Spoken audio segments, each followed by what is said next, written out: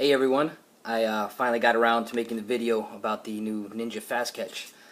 First thing I want to talk about is why these are better than, in my opinion, than any other Fast Catch I've made before, and follow that up with some tuning instructions so you can get the most out of it.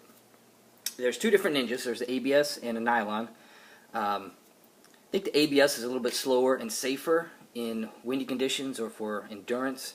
The nylon can be faster, but it can also handle more wind, so it's kind of a preference. So if you get them both, try them both out, you'll see what I mean. First thing I want to talk about is, I got diagrams, why these boomerangs can be faster but yet slower at the same time, and how Fast Catch has changed. Well, the way we make Fast Catch has changed over the years. Old style Fast Catch is very streamlined, very smooth airfoils, so there's very little drag. And the idea was no drag, faster boomerang. Simple enough. The problem is those boomerangs would go very far. They make a very big circle. And you can see here in this diagram, very rough, we have a wind going this way, and I throw a traditional Fast Catch. It's going to make this big looping circle. Can you see that? There we go. It's a big looping circle, go out past 20 meters and come back. That flight path is usually, if you look at the tangents, it's usually at best 90 degrees, a lot of times 120 or even more. It's a big round circle. So we found that ideally we just want to reduce our circle. If we can get a boomerang to fly a more elliptical path, it's more like a yo-yo. It goes out past the 20 and back. We keep it within 90 degrees, even within 60 degrees. So to do that, we've made some changes on the boomerangs over time. I'll talk about those in a minute. Another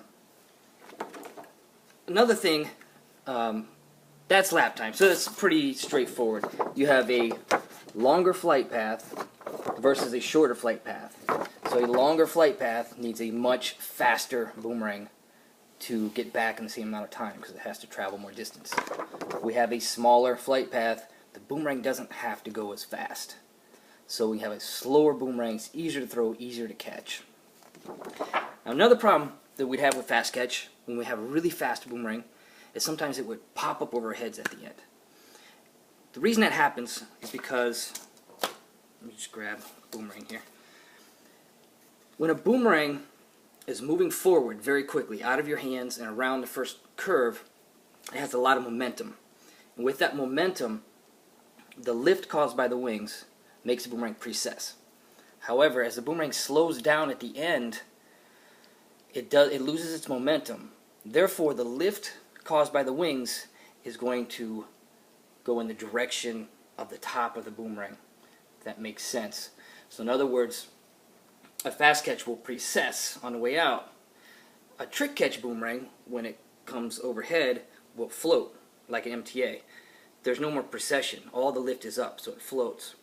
In the case of a Fast Catch that's coming back into us in more of a vertical position, as it loses its momentum, the lift is forward, or at a little bit of an angle up over our heads. So if we have too much lift on a Fast Catch, as it slows down at the end, it can jump. Essentially, it's trying to hover away from us. And with a little wind underneath the boomerang, that effect is enhanced.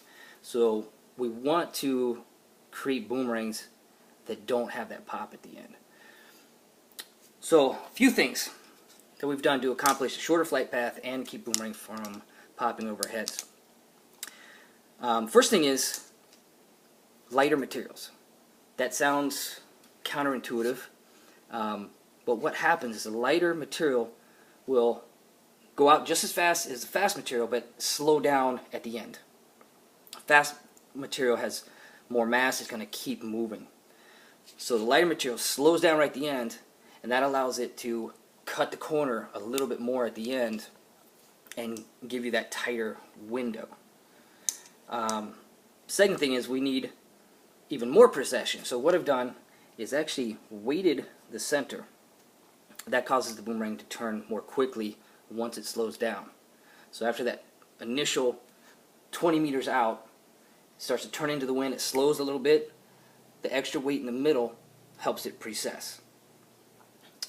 Likewise, you see all the trailing edge I've taken off the tips. The idea here is the same thing. I'm taking weight out of the tips, adding weight to the center. You get more precession, you get a shorter flight path. That also gives you more control on the wind because you can now go over vertical and throw more of a teardrop shape. Instead of this big round flight, you can go three-dimensionally from high to low. So we're using 7% ABS. That's the new stuff. It's in between 5 and 9, obviously, so it's got a little bit of floppiness, which is good in wind, but it also holds its tune a little bit better, more like the 9%. So it's kind of a nice blend. Okay, so these boomerangs have a very blunt airfoil, and this is well. Let me show you this diagram here. Here's a traditional fast cage airfoil. It's got a very streamlined top, allows the air to move freely over it. It's got a little under camber, so when that's in position like this, it's causing more precession. I'll make this brief. This is the new airfoil, very blunt in the front. What I've found, and what a lot of us have found, different boomerang makers, is boomerangs don't need leading edges or undercut at all. The thing that makes a boomerang turn is under camber, angle of attack, and trailing edge. The trailing edge is what gives lift. Even an airplane doesn't need a leading edge. Leading edge, undercut, just make a wing aerodynamic. But it's not necessary. So with this blunt airfoil, as you can see here, it's very blunt. That causes the boomerang to really lose spin at the end. And that's where the boomerang kind of dies at the end, and instead of popping over our heads, it just melts into our hands. When we have a boomerang that comes in and stops like that, it's easy catch, the transition is sped up. You catch, turn, go. You're not fumbling around because this thing came in so fast it was bouncing all over the place. So we have that blunt edge. Now some of you will find you don't get enough spin on the boomerang to get it all the way back. That's okay. We all have different amounts of power, different amounts of spin. I certainly can't throw with as much spin as Logan Broadbent, and I can't throw as hard as Matt Goliner. So we all adjust our boomerangs for ourselves. Now if you need more spin on the boomerang, now you can make that front edge more aerodynamic. And there's two ways to do that. You can either, here's our blunt airfoil, you can either take off the edge on the leading edge, make it more aerodynamic. You can put a little undercut to make it more aerodynamic, or a little bit of both. So let's talk about what those do.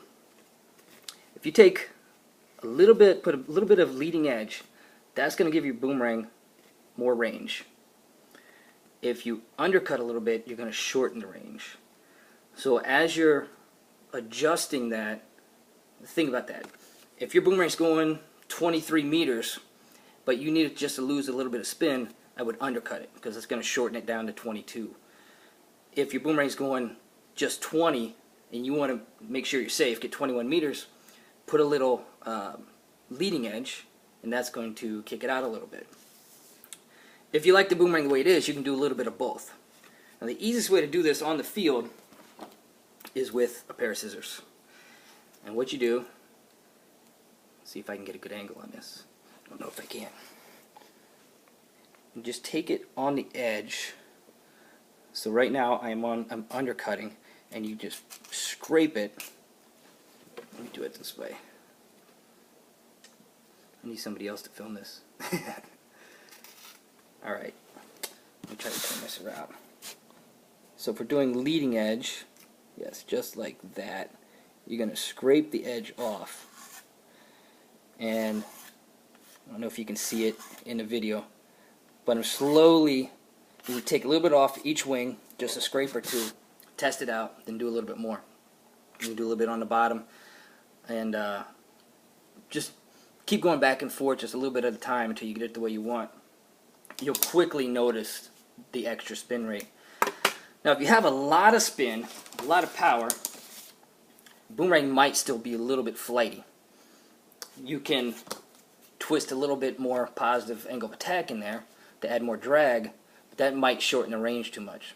So instead, a good technique is this hole right up here at the tip, about 45 degrees out from the original tri-fly hole. That's going to give you maximum amount of drag.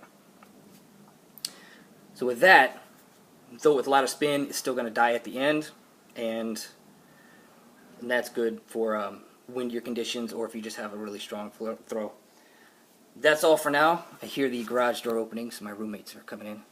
Say bye to Yoda. See y'all soon.